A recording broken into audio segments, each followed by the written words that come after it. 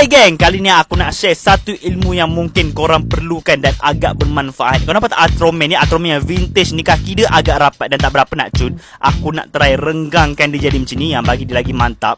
Kebanyakan Atroman yang vintage memang kaki dia agak rapat, tak berapa nak cun. Kita try berdirikan dia, tengok macam mana. Pak asyik jatuh je sebab kaki dia agak rapat, tak berapa nak kukuh. Jom aku ajar korang cara nak renggangkan kaki dia.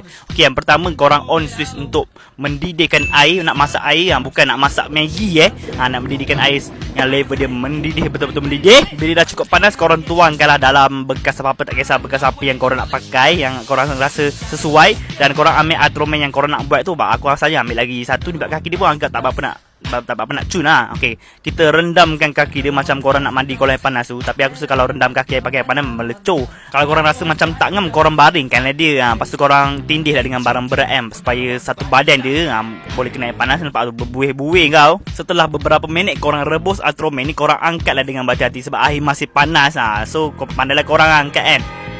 Aduh, panas. Kalau cakap panas, selepas korang rendam dalam air panas tu, body semua akan jadi lembut dan lembik. Masa tu lah korang ambil kesempatan untuk merenggangkan kaki dia. Lepas merenggangkan kaki dia macam mana korang nak, korang rendam lah dalam air suam ataupun air yang agak sejuk. Time korang tengah rendam kat dalam air sejuk ni, dalam masa sama korang kena renggang-renggangkan jugalah. Sebab air sejuk ni pula, dia punya body semua tengah dalam proses mengeras semula seperti asal. Bila dah settle semua, korang bawa masuk dalam bilik. Sebab kalau korang buat dalam bilik air juga, memang mak korang mengamuk Lepas tu korang lap lah bagi kering. Jangan malas, rajin sikit. Dan inilah hasilnya. Tengok berjaya tak berjaya. Tengok, nampak tak perbezaan dia? Nampak tak perbezaan dia? Ke korang tak nampak buta ke apa? Nampak kaki dia dah merenggang dan lawa dan kacak. Perempuan tak kacak lah, lawa kan. Kita try berdirikan dia. Tengok, ngam tak ngam? Tengok, berdirikan dia. Tengok. Tada!